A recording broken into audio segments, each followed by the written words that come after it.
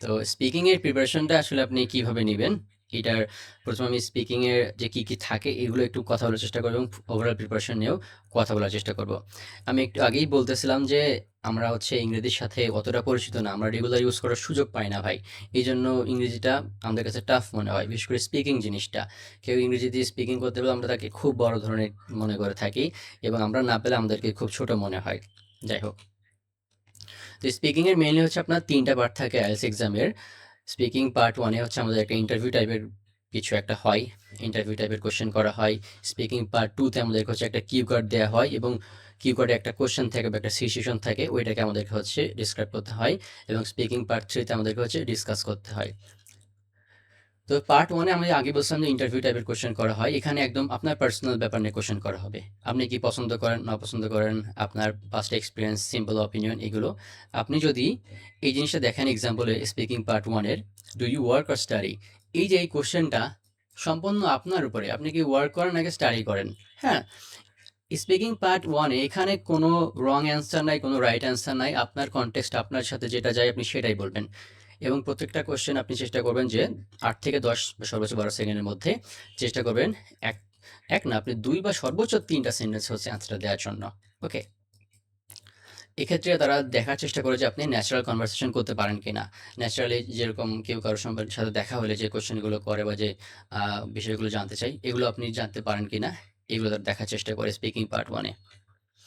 And for speaking part 2 এক্ষেত্রে আপনি কোনো একটা নির্দিষ্ট বিষয় সম্পর্কে, নির্দিষ্ট একটা সিচুয়েশন সম্পর্কে ডিটেইলে বলতে পারতেছেন কিনা, হ্যাঁ? আপনার ফ্লুয়েন্সি আছে কিনা এবং আপনি কোনো একটা জিনিসকে ভালো করে অর্গানাইজ করতে পারতেছেন কিনা এটা তারা দেখানোর চেষ্টা করে। এক্ষেত্রে আপনাকে এরকম একটা কিউ কার্ড দিবে। এইটা হচ্ছে ধরুন যে আপনার কনটেক্সট বা সিচুয়েশন। ঠিক আছে? এইটার বলার আগে আপনাকে ১ মিনিট ধরে প্রিপারেশনের জন্য আপনাকে হয়তো পেন বা হচ্ছে পেন্সিল বা একটা পেপার দিতে পারে যেখানে আপনি হচ্ছে নোট করতে পারেন, স্ক্রিপ্ট না, নোট করতে পারেন এবং ২ মিনিট সময় দেওয়া হবে আপনাকে স্পিকিং বা বলার জন্য। তো কিউকার্ডে আপনার থাকতে পারে কোনো একজন লোক সম্পর্কে, একটা প্লেস সম্পর্কে, ইভেন্ট, কোনো এক্সপেরিয়েন্স, কোনো একটা অবজেক্ট, কোনো একটা অ্যাক্টিভিটি। বিশেষ করে আপনারা যদি রিসেন্ট আইএলটিএস কোয়েশ্চেনগুলো দেখেন, সেখানে দেখবেন যে খুবই স্পেসিফিক আপনাকে কোয়েশ্চেন করতেছে, খুবই স্পেসিফিক জিনিস। ধরেন যে আপনার রিসেন্টলি কোনো একটা ওয়েবসাইট ব্যবহার করছেন যেটা আপনার কাছে ভাল লাগছে। তো এগুলো খুব স্পেসিফিকভাবে আপনাকে কোয়েশ্চেনগুলো করা হবে যেগুলোর জন্য হচ্ছে বিভিন্ন স্ট্র্যাটেজি আছে। আমি একটা স্ট্র্যাটেজি আপনাকে দেখানোর চেষ্টা করব একটু পরেই। তো কিউ কার্ডের পরে আপনাকে কিউ কার্ডের সাথে রিলেট করে ওই রিলেটেড আরও কিছু কোয়েশ্চেন করা হবে। তবে এই কোয়েশ্চেনগুলো এমন হবে যেটা আপনি হচ্ছে ২ টা সেন্টেন্সে বলতে পারবেন না বা একটা সেন্টেন্স আপনি বলতে পারবেন না। আপনাকে একটু চিন্তা করার মাধ্যমে ডিটেইলে পড়া লাগতে পারে। ধরুন যে এই কোয়েশ্চেনটা দেখেন, how has reading changed in recent years? রিডিংটা বর্তমানে রিসেন্ট ইয়ার্সে কীরকম চেঞ্জ হয়েছে? এই যে হাউ দিয়ে শুরু হয়েছে, হ্যাঁ? ডু ইউ থিঙ্ক দিয়ে শুরু হয়েছে। এগুলো তো আসলে এক কথায় বলা যায় না। এগুলো একটু এক্সটেন্ড, একটু বাড়িয়ে বলতে হয় এবং এগুলো কিন্তু আপনার আগের কিওয়ার্ডের সাথে রিলেট করে কথাগুলো বলছে। তো এই ক্ষেত্রে হচ্ছে আপনি ইন ডেপথ কথা বলতে পারতেছেন কিনা কোনো একটা জিনিস সম্পর্কে, এটা তারা দেখার চেষ্টা করে। তো এই ক্ষেত্রে কোনো জিনিস সম্পর্কে আপনার অপিনিয়ন, বর্তমান এবং ভবিষ্যৎ, আগের সাথে হচ্ছে তুলনা করার ক্ষেত্রেও এই কোয়েশ্চেনগুলো করা হয়। কোনো একটা জিনিসের কারণ, ইফেক্ট এগুলো কোয়েশ্চেন করতে পারে। কোনো একটা জিনিস সুবিধা, অসুবিধা, প্রেডিকশন, সোশ্যাল ইস্যু এই টাইপের কোয়েশ্চেনগুলো হচ্ছে আপনার স্পিকিং পার্ট 3 তে করা হইতে পারে। আপনাকে ৫ থেকে ৭ টা কোয়েশ্চেন করবে স্পিকিং পার্ট 3 তে এবং প্রত্যেকটা কোয়েশ্চেনের জন্য চেষ্টা করবেন যে ৩০ থেকে ৪০ বা সর্বোচ্চ ৫০ সেকেন্ড নেয়ার জন্য। হ্যাঁ? এবং সেন্টেন্সের যদি কথা বলি, এখানে আপনি ৪ টা বা ৫ টা সেন্টেন্সের মধ্যে যাইতে পারেন স্পিকিং পার্ট 3 তে। কারণ এখানে আপনাকে হচ্ছে এক কথায় উত্তর দেওয়ার মতো প্রশ্ন এগুলো না। এবং এগুলোও বলার ক্ষেত্রেও বিভিন্ন স্ট্র্যাটেজি আছে, বিভিন্ন স্ট্রাকচার আছে। আপনি সুন্দর করে সেই অনুযায়ী যদি বলে থাকেন তাহলে আপনার এক্সামিনার স্যাটিসফাইড হবে। তো আমি বলছিলাম যে কিউ কার্ডে আপনি আসলে কি করবেন এবং আপনার কি বলে যে কিভাবে আপনি স্ক্রিপ্ট লিখতে পারেন, স্ক্রিপ্ট না তো নোট লিখতে পারেন সেটার জন্য একটা স্ট্র্যাটেজি আমরা নিজস্ব স্ট্র্যাটেজি স্টুডেন্টদেরকে আমরা এটা হচ্ছে ট্রেন করাই। যেটা হচ্ছে টপ টিএলআর। Top TLR. এখানে আপনার হচ্ছে ৫ টা জিনিস আছে। এই ৫ টা জিনিসকে আপনি যদি নোট করতে পারেন তাহলে ৫ টা জিনিসের উপর আপনি হচ্ছে ইউজ করে অনেক ভালো একটা ২ মিনিটের বক্তৃতা দিতে পারেন বা ২ মিনিটের ভালো করে এক্সপ্লেনেশন করতে পারেন। তো টপ টিএলআর এ টিও দ্বারা হচ্ছে টপিক বোঝাচ্ছে। দেখেন, কি করে আপনাকে তো সরাসরি প্রশ্ন করা হবে না যে আপনি এই ওয়েবসাইট সম্পর্কে বলেন বা এই ব্যক্তি সম্পর্কে বলেন। তো এই যে এই ওয়েবসাইট, এই ব্যক্তি, এটা হচ্ছে একটা টপিক। আপনি কি বলতে চাচ্ছেন মেইনলি, এইটা হচ্ছে টপিক। এবং আপনি যেটা বলতে চাচ্ছেন ওইটার সাথে কোন পার্সন, কোন লোকজন জড়িত আছে, এটা হচ্ছে পি। এবং থার্ড হচ্ছে টাইম, সময়টা। এটা হইতে পারে কোনো একটা ঘন্টা, কোনো একটা সাল হইতে পারে বা কোনো একটা সিজনও হইতে পারে। এটা হচ্ছে টাইম। এল হচ্ছে লোকেশন, এটা কোথায় হয়েছিল এই ঘটনাটা বা এই জিনিসটা আপনি কোথায় ব্যবহার করতেন। এবং আর সবচেয়ে গুরুত্বপূর্ণ জিনিস হচ্ছে রিজন, কেন আপনি এই জিনিসটা সিলেক্ট করলেন, কেন এই জিনিসটা গুরুত্বপূর্ণ, এইটা। তো টপ টি এলার এই জিনিসটা ইউজ করে কিন্তু আপনি খুবই ভালো একটা রেসপন্স করতে পারেন আইএলস স্পিকিং পার্ট 2 কিউ কার্ডে। আমি একটু এক্সাম্পল দেখাই আপনাদেরকে। এই যে দেখেন, এখানে একটা সিচুয়েশন দেওয়া আছে। কি দেওয়া আছে? কিউ কার্ডে describe a situation when you had to make an important decision under pressure. আপনাকে এমন একটা সিচুয়েশন বলতে হবে যেখানে আপনি হচ্ছে প্রেশারের মধ্যে থেকে একটা ইম্পর্টেন্ট ডিসিশন নিচ্ছিলেন। ওকে, তো আপনাকে সেই ইম্পর্টেন্ট ডিসিশনটা হচ্ছে এখানে আপনার টপিক আর কি। টপিকটা আসলে কি ছিল? একাডেমিক অ্যান্ড ফাইন্যান্সিয়াল, এই রিলেটেড হচ্ছে আপনি ডিসিশন নিয়েছিলেন। টিও টপিক চলে গেল।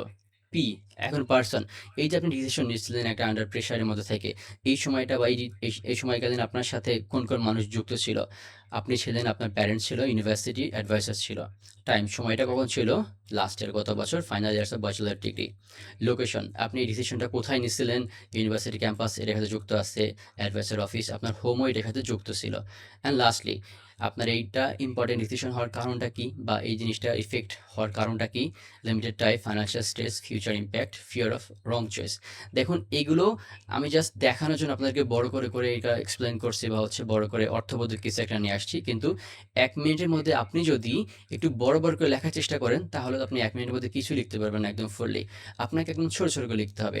ধরুন যে এই যে ইউনিভার্সিটি ক্যাম্পাস, আপনি এখানে সিএমপি লিখলে বুঝতে পারবেন যে আপনি এখানে ক্যাম্পাস লিখলেন। অ্যাডভাইসার অফিস এও লিখলে পরে অ্যাডভাইসার অফিস, আপনি এটা ভালো করে বুঝতে পারবেন। তো এই যে একটা কিওয়ার্ডের একটা যে জিনিস, এইটা থেকে আমরা এই যে স্ক্রিপ্ট লিখলাম বা নোট লিখলাম 5টা জিনিস, এই 5টা জিনিস দিয়ে আমরা খুব সুন্দর একটা রেসপন্স নিয়ে আসতে পারবো। তো এই 5টা জিনিস নিয়ে একটা কিভাবে একটা ভালো ব্যান্ড 7 প্লাস রেসপন্স নিয়ে আসছে, এখন আমি এটা আপনাদেরকে দেখানোর চেষ্টা করব। ওয়েল, এটা হচ্ছে আমাদের স্পিকিং পার্ট 2 এর একটা কমপ্লিট কিউ কার্ডের রেসপন্স, যেটা 2 মিনিটে বলা সম্ভব এবং এটা একটা ব্যান্ড 7 প্লাস রেসপন্স। তা আমি চাচ্ছি আপনাদের মধ্য থেকে কেউ একজন এটা রিডিং করুক। কেউ রিডিং করতে চাইলে হ্যান্ড রেজ করতে পারেন অথবা আনমিউট করে সরাসরি বলতে পারেন। হ্যাঁ, আব্দুল আল ফাহাদ ভাই, আপনি এটা পড়তে পারেন যদি ক্লিয়ারলি দেখা যায়। I did like to talk about a situation when I had to make an important decisions under a lot of pressure, and it was related to my education and future career. This happened last year during the final stage of my bachelor degree. At that time, I had to decide whether I should continue my study immediately with a master's degree or start working to support my family financially. I was mainly discussing this decision with my parents and my university advisor. My advisor encouraged me to apply for higher studies abroad, while my parents were worried about the financial burden and wanted me to find a stable job first. Most of this discussion took place on my university campus, especially in my advisor's office and later at home, where we had several serious family conversations. This decision was extremely difficult for me because I was under time pressure and the outcome could I have a long-term impact on my career. On one hand, higher education could open better opportunities, but on the other hand, my family needed financial support and I didn't want to be selfish. In the end, after careful consideration, I chose a balanced option where I continued preparing for higher studies while also doing part-time work. Looking back, I believe this experience taught me how to stay calm under pressure and make practical decisions. Thank you so much. তো আপনারা দেখবেন যে আমরা আগে যে নোটটা করছি, এই নোটের এই জিনিসগুলো কিন্তু এখানে জাস্ট সুন্দর করে ইনি বলছেন। হ্যাঁ, যেমন ধরেন যে আপনার টপিকটা কি ছিল, উনি প্রথমে বলছেন যে আমি এই জিনিসটা সম্পর্কে কথা বলতে চাচ্ছি, যেটা হচ্ছে আপনার এডুকেশন এবং ফিউচারের সাথে কানেক্টেড ছিল। এটা কখন হয়েছিল, টাইমটা এখানে বলছে লাস্ট ইয়ার, সময়টা আর একটু ডিসক্রাইব করছে এখানে, এবং ওইটা কোন পার্সনের সাথে যুক্ত ছিল, এখানে পার্সনের কথা বলছে মাই প্যারেন্টস অ্যাডভাইসার। আবার ধরেন যে আপনার লোকেশনটা কোথায় ছিল, এই জিনিসটা যখন ঘটছিল এটা কোথায় ঘটছিল, ইউনিভার্সিটি ক্যাম্পাস, অ্যাডভাইসার অফিস।